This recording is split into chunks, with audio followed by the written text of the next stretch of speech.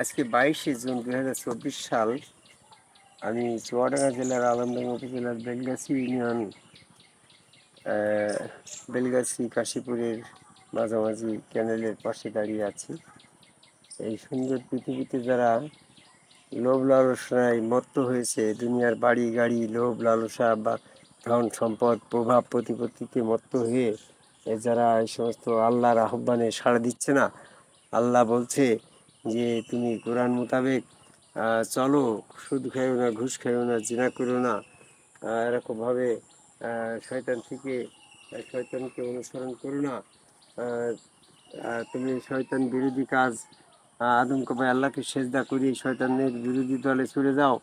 আল্লাহর দল আর শয়তানের দল, দল তো দুইটা দল। জি। আল্লাহ ডাকছে যে তুমি আমার পথে আসো, শয়তান ডাকছে যে না তুমি আল্লাহর পথে যেও না। জি। শয়তানের অনুসরণ না করার থেকে বিরত থাকতে হলেই তো আমাদেরকে শয়তান যে কাজ না করে কাফের হইল আদম কবে আল্লাহকে সেজদা করতে হবে। জি। তো আমরা যখন আল্লাহকে সেজদা করার এই আহ্বানে সাড়া দিচ্ছি না, আল্লাহ আফসোস করে বলছে যে যারা আল্লাহর আহ্বানে সাড়া দিচ্ছে না তারা এরকমভাবে ক্ষতিগ্রস্ত হবে যে তাদের কাছে যখন আজাব গজব শুরু হয়ে যাবে তখন তারা এরকম মনে করবে যে আমার কাছে যে সম্পদ আছে এই সম্পদ সব কিছু দিয়ে দেব, কিংবা পৃথিবীর সমস্ত সম্পদের মালিকও যদি সে হয় তাও কিন্তু সে সমস্ত সম্পদের বিনিময়ে দিয়ে হলেও ওই আজাব থেকে বাঁচতে চাবে। এটা সূরা রাদের 18 নম্বর আয়াতে আল্লাহ বলছে যারা আল্লাহর আহ্বানে সাড়া দেয় তারা মোমেন, আর যারা আল্লাহর আহ্বানে সাড়া দেয় না, আল্লাহর আদেশ মান্য করে না, তাদের জন্য এমন একটা আজাব গজব জাহান্নাম নির্দিষ্ট হয়ে আছে, অপেক্ষায় আছে, যে যখন তারা আজাব গ্রেপ্তারি হয়ে যাবে তখন তাদের কাছে তারা দুনিয়ার মোহে যত সম্পদ অর্জন করছিল সমস্ত সম্পদই তারা দিয়ে দেবে, তবু তারা ওই আজাব থেকে বাঁচতে চাবে। এরকমভাবে আমরা এখন আল্লাহর পথ আল্লাহর আহ্বানে সাড়া না দিয়ে সারাক্ষণ লোভ লালসায় মত্ত হয়ে দুনিয়ার বাড়ি গাড়ি প্রভাব প্রতিপত্তি অর্থ সম্পদ এই মান সম্মানের মাধ্যম দিয়ে আমরা যে সমস্ত সমাজ গঠন করছি, যে সংসার নিয়ে মত্ত আছি, যখন আমি আল্লাহর আজাবের সম্মুখীন হয়ে যাব, কঠিন আজাবে গ্রেপ্তারি হয়ে যাব, তখন কিন্তু আমার সেই আজাব থেকে বাঁচার জন্য আমার সমস্ত সম্পদ দিয়ে দিলেও আল্লাহ কিন্তু সেটা শুনবে না।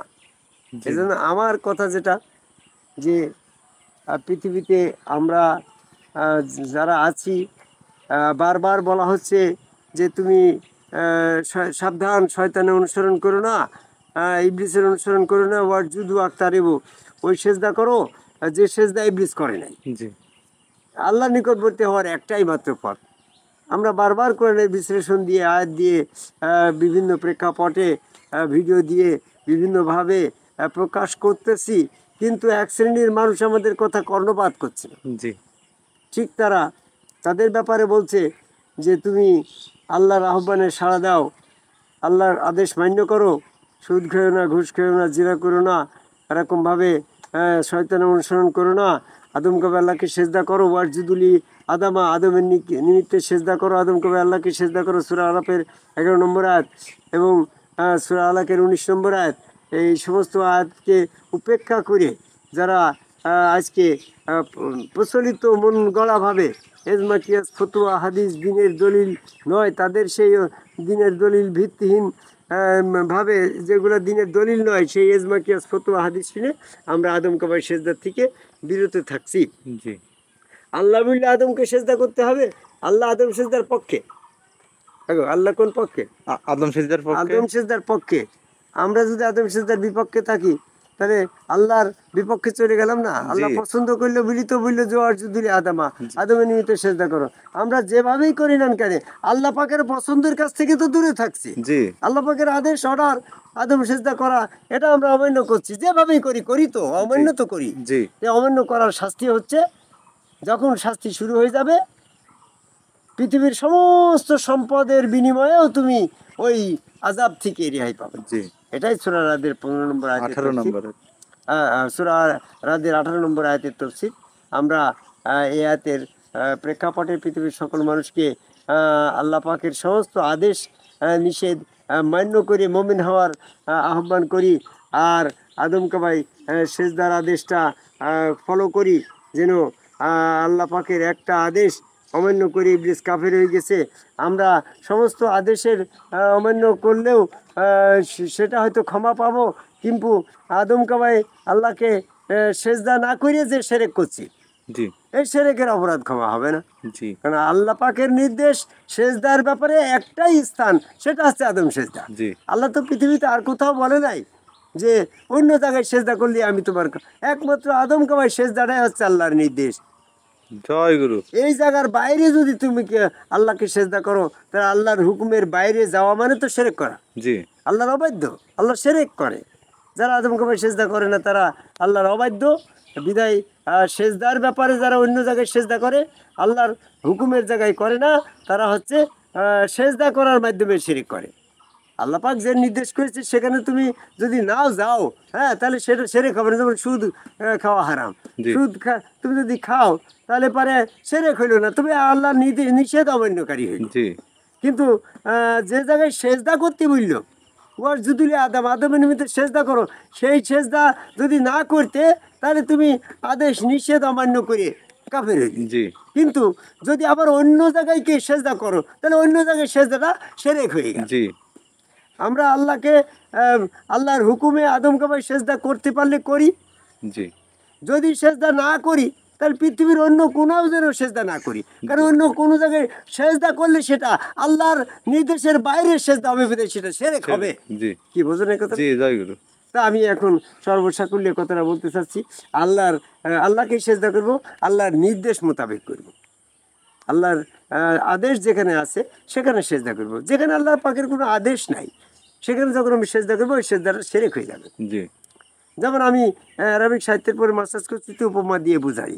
তুমি একজন মহিলা মানুষ, তোমার জন্য সন্তান নেওয়ার জন্য, যৌনক্রিয়া করার জন্য তোমার স্বামীর ঠিকানা আছে, একমাত্র ঠিকানা। জি তুমি স্বামী বাদে যদি ওই কাজ আরেক জায়গায় করো, তো সেটা তোমার অবৈধ হয়ে যাচ্ছে না? জি তো আল্লাহ পাকের নির্দেশ হচ্ছে যে তুমি আদমকে সেজদা করো।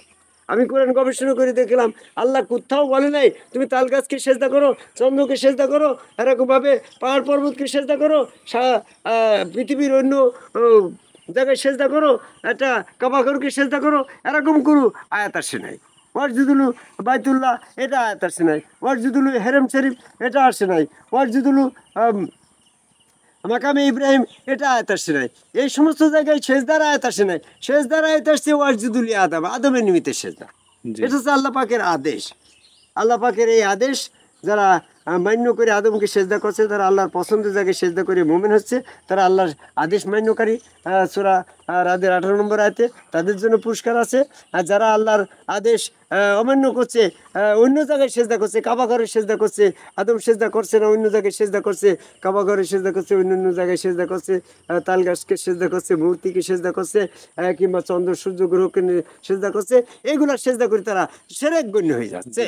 সূরা হামিম সেজদার 37 নম্বর আয়াতেও সেটা বলা হয়েছে। কাজে আমরা আল্লাহ পাকের নির্দেশ যদি আমার মানতে হয়, তাহলে সেজদার ব্যাপারে আমার আদম কাবাই সেজদা করা লাগবে। আদম কাবাই সেজদার বাইরে অন্য কোনো জায়গায় যদি সেজদা বৈধ হইতো, তাহলে আদম সেজদা করাটাই শিরক হইতো। জয় গুরু। তাহলে জি জায়গা তো দুইটা হবে না। জি যেমন একটা স্ত্রীর জন্য যৌনক্রিয়া করার জায়গা একটা স্বামী, জি জি এর বাইরে যদি করা হয় তো সেটা হয়ে যাবে অবৈধ। আল্লাহ যখন নিজে তার সেজদার ঠিকানা আদম কাবা বলে দিল, তো সেখানে যদি আমি সেজদা না করি, অন্য কোনো জায়গায় সেজদা করি, তবে সেজদা করাটাই শিরক হচ্ছে গো। জি জয় গুরু। আর আল্লাহ এই সেজদা শিরক এটা ক্ষমা করবে না। তার সমস্ত মানে অপরাধ আল্লাহ ক্ষমা করে দিতে পারে, কিন্তু শিরকের অপরাধ আল্লাহ ক্ষমা করবে না। সূরা নেসার 48 নম্বর আয়াতে। জয়গুরু, আমি আর বেশি কিছু বলতে চাচ্ছি না। সূরা রাদের 18 নম্বর আয়াতের স্মরণে বলতে চাচ্ছি, আর যারা আদম সেজদার বিরুদ্ধে চলে যাচ্ছে তাদের শাস্তি নির্ধারিত হয়ে গেছে। পৃথিবীর সমস্ত সম্পদ দিয়েও তারা সেই শাস্তি থেকে রেহাই পাবে না। কাজেই মৃত্যুর পূর্বেই তুমি আল্লাহর আহ্বানে সাড়া দেওয়ার জন্য আদম কাবাই সেজদা করে যাও। সূরা রাদের সূরা 47 নম্বর আয়াত। এজন্য আমি অনেকবারই বলি, সহজ সরলভাবে বলি এবং কঠিনভাবে বলি, গভীরভাবে বলি এবং বিনয় করে বলি, যারা এখনও আদম কাবায় সেজদা করেন নাই আমার সাথে বিরোধিতা রাগান্বিত যাই করেন, যেখানে আপনার ভালো লাগে আদম কাবায় সেজদা করে একজন সম্যগুরু রসুল দেখে সেখানে আদম কাবায় সেজদার মাধ্যমে আল্লাহ পাকের আদম সেজদার আয়াতকে আদেশকে পালন করি, মহাশাস্তি থেকে রেহাই পাওয়ার আহ্বান করি। আমার কথা শেষ করে জয় গুরু।